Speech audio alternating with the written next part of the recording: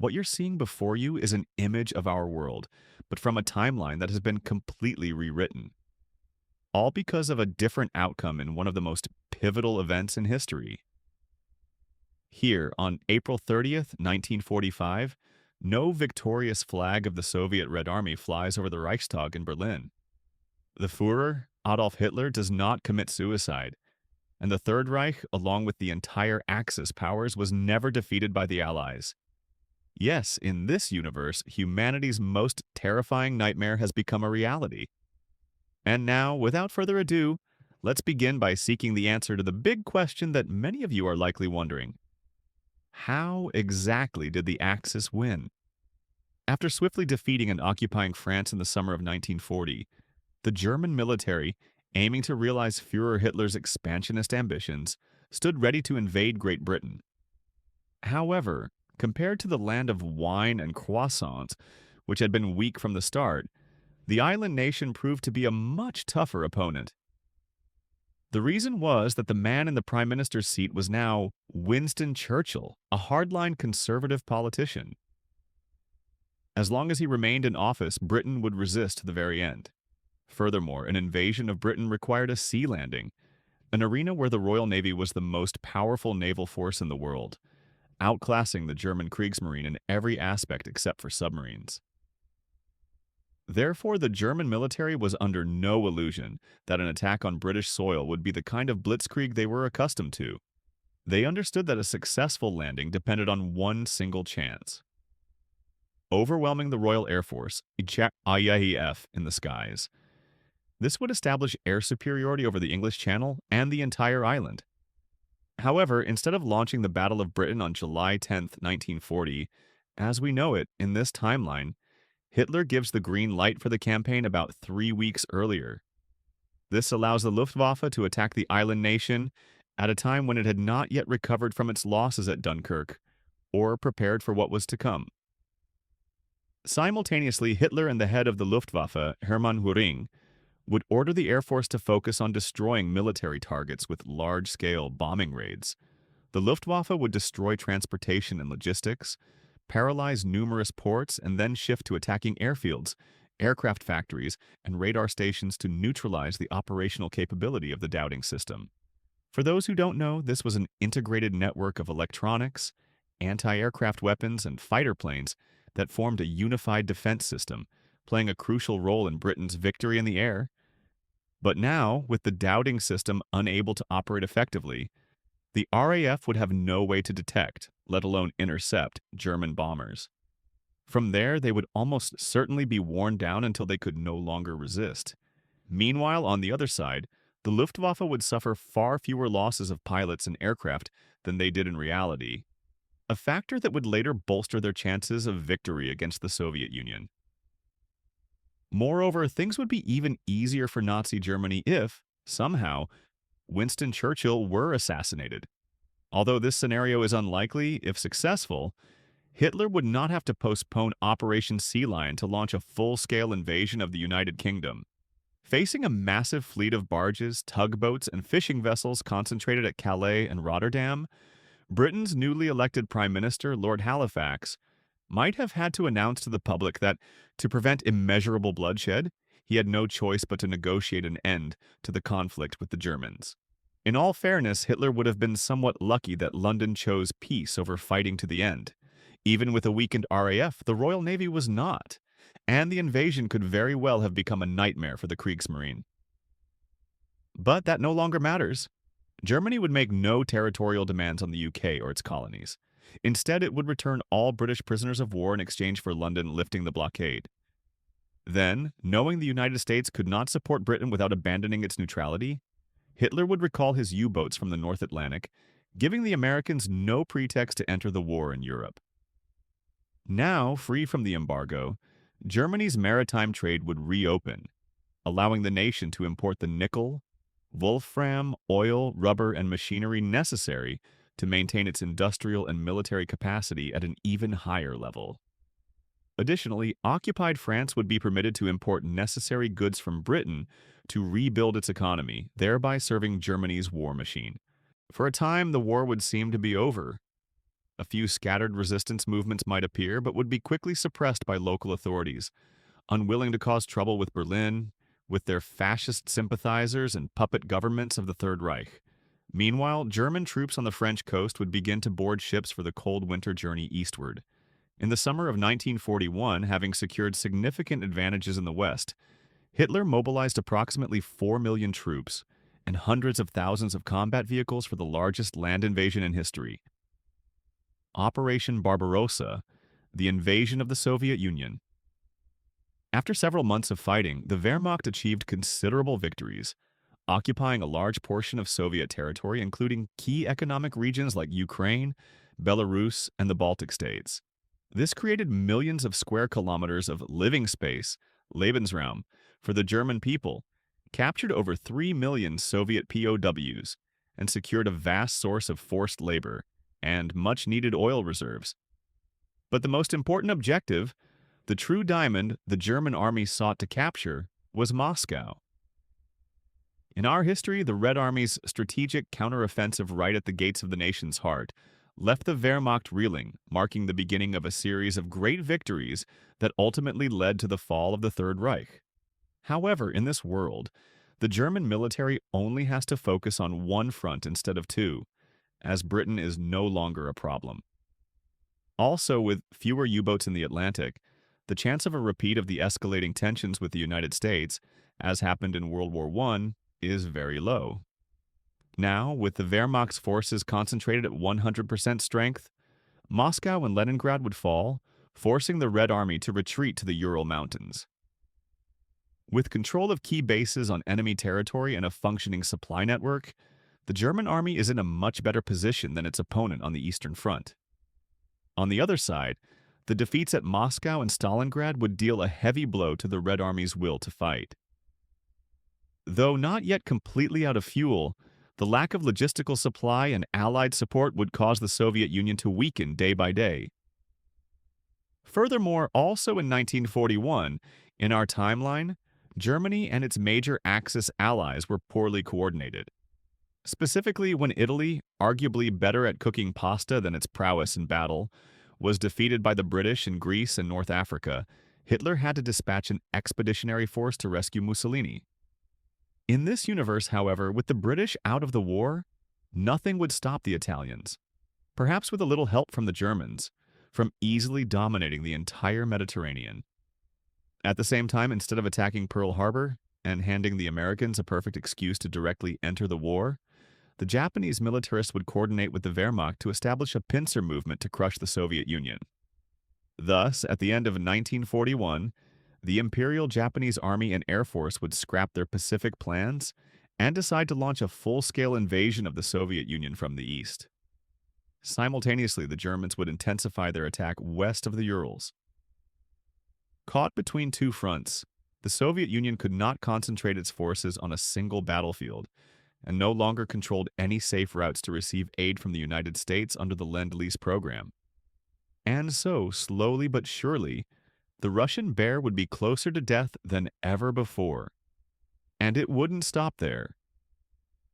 The victory against a great adversary like the Soviet Union would motivate Japan to continue its campaigns in Asia. With the considerable resources gained from Siberia in 1942, Japanese forces would attack the Dutch East Indies and surrounding regions, thereby securing enough oil to maintain their ever-expanding military presence in occupied territories. Having achieved these critical victories, Japanese Prime Minister Hideki Tojo and German Führer Adolf Hitler would begin to meet to plan the global strategy for their two empires. Accordingly, the German dictator would urge his ally to completely abandon the idea of attacking Pearl Harbor. The reason Hitler would give is that Japan now possessed sufficient oil, and if Tokyo needed more, Berlin was ready to supply it. More importantly, all of their efforts would be meaningless if the Americans entered the war.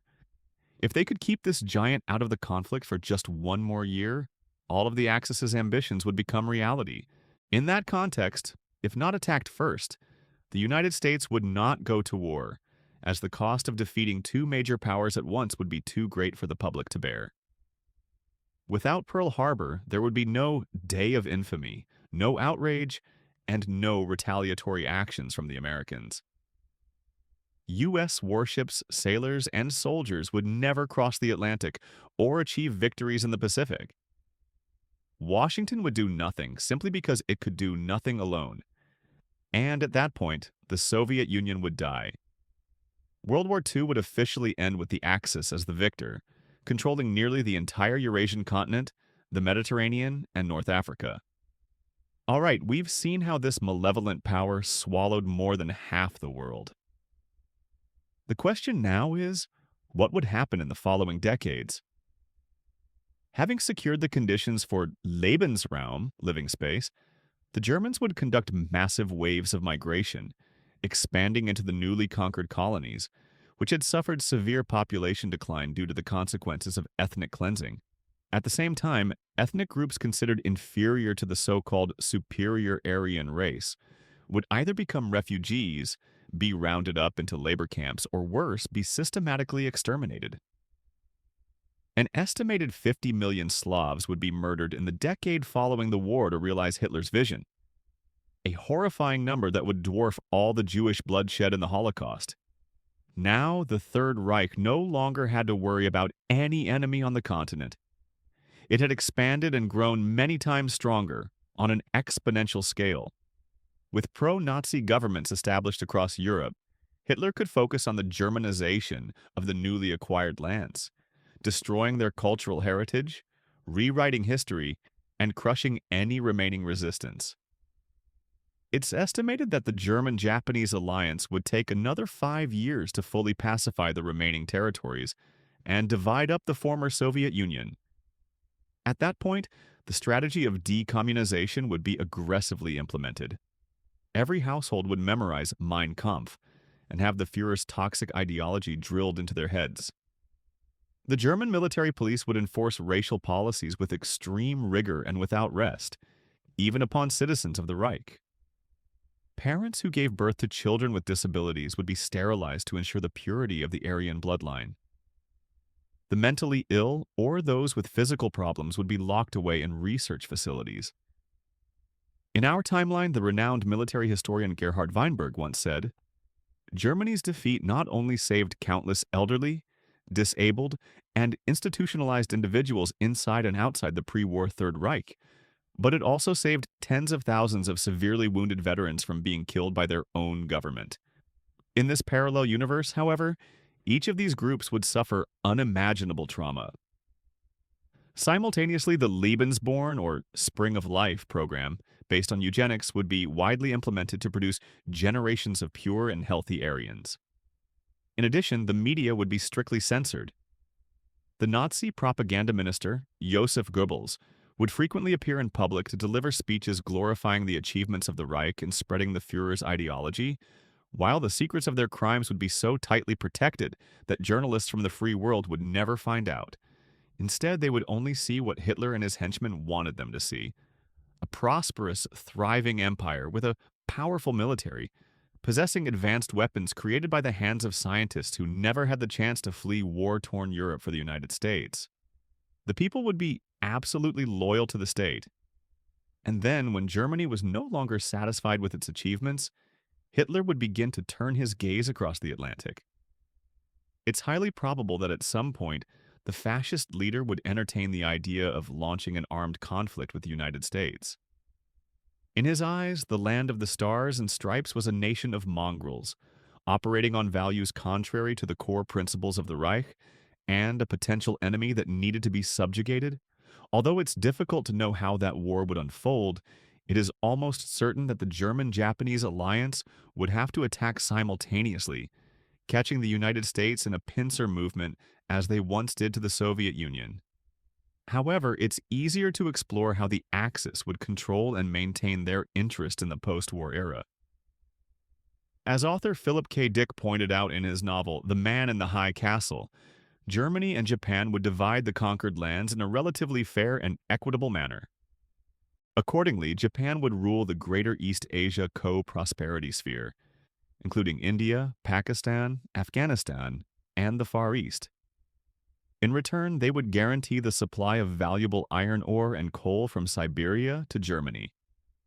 Now, as the hegemon of a quarter of the world, the Japanese would have achieved feats beyond their wildest imaginations. Despite the US embargo, Tokyo would remain unaffected thanks to global trade with the German Reich. Mineral resources, especially oil, would be abundant, and assets could not be frozen. For the people in Japan's colonies, they would endure a harsh and brutal regime. Millions would be murdered, poisoned, starved, and sold into slavery. The majority of these, around 5 to 10 million, would be Chinese. Meanwhile, sitting in his villa in Rome, Mussolini would enjoy his new sphere of influence, which included the Middle East, the Mediterranean, the Balkans, and part of the French Riviera. There, fascism would exist in a much milder form than Hitler's tyranny. Mussolini never favored mass genocide or ethnic cleansing. Instead, he conducted more targeted assassinations to maintain the illusion of a relatively benign fascist regime. Across the Atlantic, Franklin D. Roosevelt would have lost the 1940 election, ceding the presidency to the Republican candidate Wendell Willkie. The reason being that the American people had lost faith, especially after the British were forced to sue for peace. This event would cause anyone to question the United States' ability to protect its allies and compete for influence with Nazi Germany. Under the new president, the U.S. would pursue a more moderate path. Industrialization would continue to grow rapidly but would not explode, lacking the impetus of a wartime total mobilization. The U.S. would remain a superpower, though not as powerful as it could have been. Between 1942 and 1950, the United States would rearm to guard against a potential German invasion. But gradually, military preparedness would be tempered by isolationist policies to avoid provoking the enemy. Above all, Washington's biggest post-war challenge would be the constant threat from Berlin. With its advanced scientific and technical prowess, Germany would be the first nation to develop and possess intercontinental ballistic missiles, armed with nuclear warheads, weapons of mass destruction that would make resistance against the Third Reich's rule even more difficult, while pushing the United States to the brink of a war that would threaten its very existence more seriously than at any time since the Civil War. With the help of some scientists who emigrated from Canada and Germany in the 1920s and 1930s, the Americans would develop similar weapons soon after, thereby ensuring a relative degree of safety. Over time, the United States would form an alliance of the Americas with Canada and Central and South America, expanding its economic and political influence over the Western Hemisphere in an effort to counterbalance the rest of the world, now dominated by the German Third Reich and the Japanese Empire. And then, it wouldn't be long before the seeds of fascist ideology would appear and take root in the often chaotic and politically unstable societies of South American nations. They would be like malignant tumors beginning to metastasize into the United States. And when fascist sympathizers formed a new Nazi party to spread Hitler's teachings, the White House would be forced to act, outlawing these groups across North America, even though in principle they were protected by the First Amendment of the U.S. Constitution. The alliance of the Americas would quickly follow suit, igniting a Cold War between the Third Reich and the Western Hemisphere. Back in Europe, within a few decades, under the absolute influence of Nazi Germany, the entire old continent would be transformed, with Germany as the dominant nation, surrounded by puppet states in Britain, Italy, Spain, France, and Scandinavia. Now, the continent would be entirely at peace and ruled by the Germans, so European and Eurasian politics would depend on a racial hierarchy. Accordingly, the percentage of Aryan blood flowing through one's veins would play a crucial role in determining the status and privileges a person would enjoy. The purer the blood, the higher the status and the greater the benefits. For fans of the Harry Potter novels or films, this will sound eerily familiar, as it truly resembles the ideology of the Dark Lord Voldemort, who promoted pure blood lineage to an extreme and above all else. And guess who authored J.K. Rowling based the main antagonist of her work on? That's right, the fascist leader Hitler himself. Speaking of the policies of the leader of this evil empire, we cannot overlook the suppression of religion.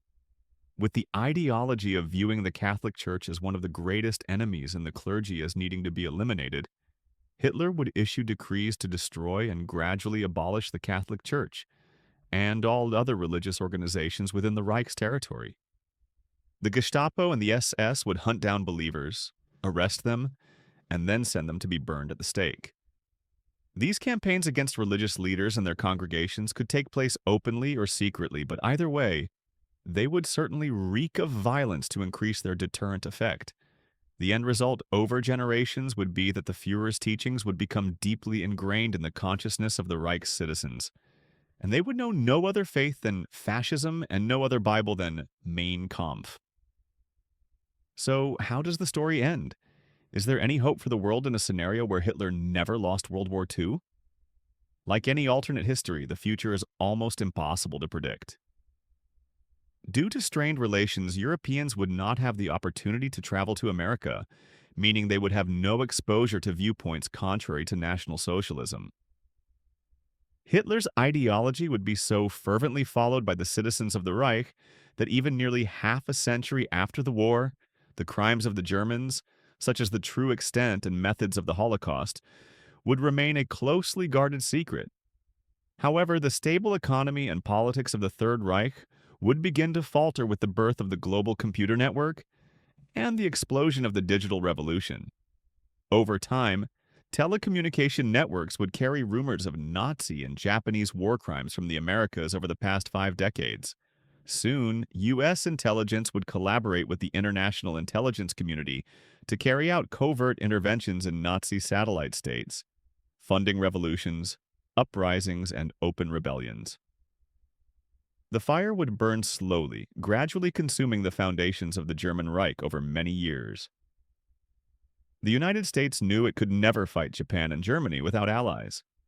But as revolutionary propaganda, along with evidence exposing the Axis' crimes, began to fuel resistance movements, the two empires in the Eastern Hemisphere would begin to collapse at the peripheries. Society would become increasingly unstable, demanding a heavy-handed response from the state, but this would be like pouring fuel on the fire of violence and rebellion. Eventually, a point would be reached where the two nations could no longer maintain order, and by then, it would be too late to invade the United States. From this point, the scenario would unfold as follows. In the 1990s, powerful national liberation movements in Russia, China, India, and Southeast Asia would drive the Japanese out of the colonies. In 2001, Germany would carry out several terrorist attacks, including the September 11th attacks, to intimidate the United States. However, this would provoke a U.S. that now had the strength and will. The war on terror would not break out. Instead, it would be a war on Nazism. Germany, caught between enemies within and without, with uprisings erupting across Europe, would be unable to stop the United States and its American allies like Canada, Brazil, Argentina, and Mexico from crossing the Atlantic to liberate the United Kingdom, then France, and finally attacking the German homeland itself. And then, after about 10 years of bloodshed, U.S. forces, along with their allies and the Eastern Coalition led by Russia and China, would meet on opposite banks of the Elbe River. The war would finally end with a victory for the anti-Nazi alliance, a victory only achievable through the unified effort of all progressive humanity worldwide. By the year 2022, everything in Europe and the world would have returned to normal, but the horrific memories of the period under the yoke of fascism, as well as humanity's holy war, would remain deeply ingrained in the minds of the people. A new world order would be established, opening up new opportunities and challenges, as well as new risks of conflict. But that will be a story to tell at another time.